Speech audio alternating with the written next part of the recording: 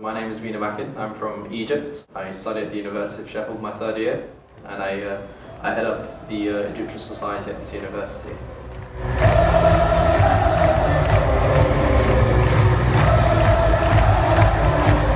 Starting from 5 years old, I actually started playing football. My parents in London, they put me in a football club, and it's something that I've grown up doing for many years.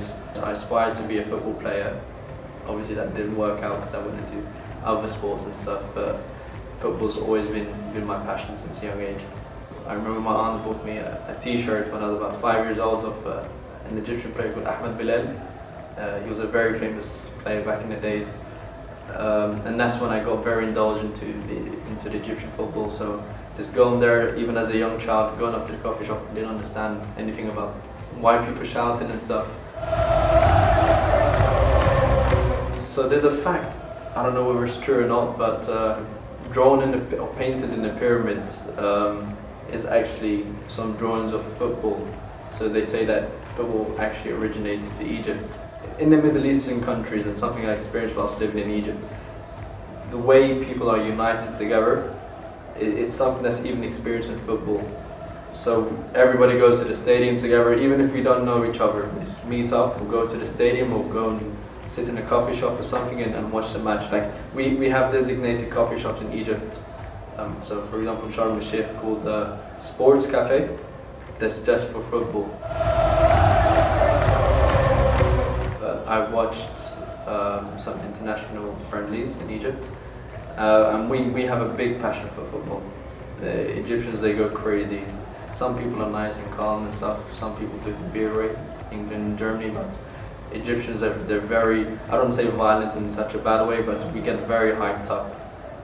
The atmosphere is crazy, like especially our goalkeeper, Assam al-Hadri, he does this thing where everybody just starts getting involved and massive chants. The vibe there is a lot better than what I've experienced in the UK. I think my favourite football memory is the recent one where Egypt qualified to the World Cup. So obviously with the help of our hero Mohamed Salah, the last minute penalty that got us through directly, we were all sitting on our nerves. It was a draw, we didn't know whether we were going to make it through in that match or not, and just seeing that goal go in, like we had an event here in the Egyptian Society in Sheffield, and we had about 80 people, 80 students come together to watch that match, and just counting down the seconds and they get a goal, so we have to equalize, go ahead with that penalty. So I think that was the greatest thing. I think it was 27 years where we didn't make it to the World Cup, so that was a very special moment. So in Egypt, I mentioned the team Al Ahly. So I grew up with my family, supported Al Ahly. We even have a membership there, and when I lived in Egypt, I wanted to play for that team. So before that, I lived in the UK and actually did a lot of training with Chelsea as an under 12, and that's where I really wanted to be. I think Chelsea has always been my favourite team. I live in London, so either Chelsea or Arsenal, and I'm not going to go for Arsenal. So yeah, the days where we had Jose Mourinho, it was very special. I think I don't just sit at home and watch it with my family. It's more of people you don't know. Let's just meet up after school, family, friends, and I think that's what brings us together. There's a lot of unity in football. Frank Lampard. I think what Frank Lampard did for Chelsea was extraordinary. As on his own, he was a great player, massive scoring record for the team, both for international games and for Chelsea. But as leading the team, you get some captains where they're not really about motivating the team much. It's because they got a big name, so that's why the captain got the number 10 on. But Frank Lampard, he was indulged within the team, going out of English football to Egypt. Right now what Mohamed Salah is doing, not just in Egypt, but in the UK and Europe. So he's 2 goals behind Messi in the European scoring league. So Liverpool, they've now made it to the final of the Champions League. Liverpool wouldn't have dreamt of that. Mohamed Salah recently in an interview last week, he said one thing that he always thinks of before he goes to the pitch is once he looked at people in the Champions League and said, I'd love to be like that. And he just feels privileged that he's in such a position to inspire people in Egypt. In Egypt right now, after all the revolution and the politics has affected people incredibly, the spirits are low. So to be in a World Cup and to have an Egyptian player, such a big name in the world, it's incredible. I'll say Messi. With all respect to Ronaldo and all the records that he's broken and set, I believe that Messi as an overall player, he's got the spirit of a team player and of a leader. One thing that I've seen from Ronaldo in many matches, whether it's international or with his games in Real Madrid, is that if they're losing or if they're behind, he tends to slack off.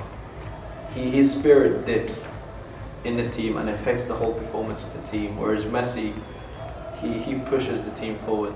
And overall, playing in the pitch, I think Messi has more of the tactics than Ronaldo. Yes, Ronaldo's got the scoring and he's got the abs, but Messi's doing more of the talking on the pitch than off pitch.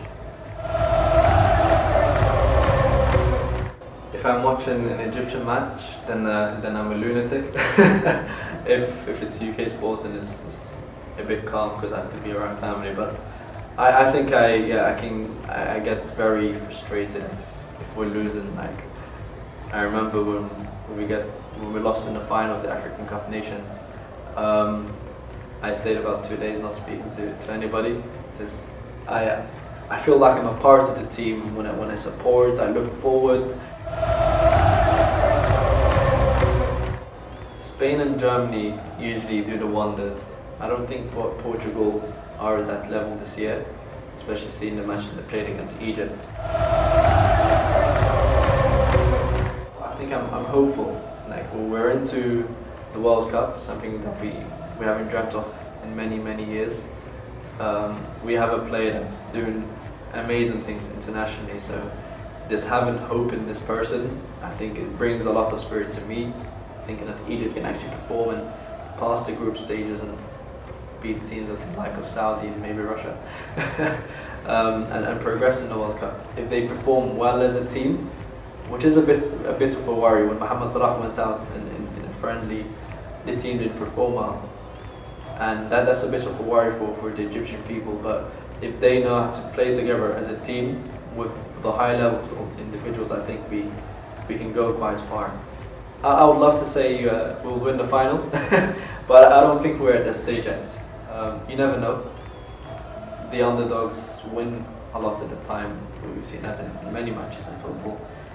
We don't expect the underdogs to win. So I hope we can go quite far, but I think quarterfinals would do us proud.